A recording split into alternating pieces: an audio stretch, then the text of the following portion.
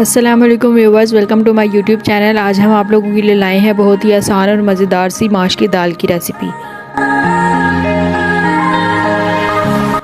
सबसे पहले हमने पैन में ऑयल शामिल किया है 3 से 4 खाने के चम्मच। उसमें 3 अदद चॉप किए हुए प्याज शामिल करके उनको गोल्डन फ्राई कर लेंगे।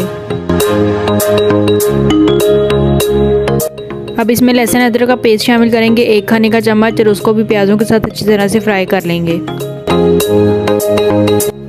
अब इसमें 3 अदद टमाटर और 4 अदद हरी मिर्चों का पेस्ट शामिल करके टमाटरों का पानी इसी तरह से खुश्क कर लेंगे।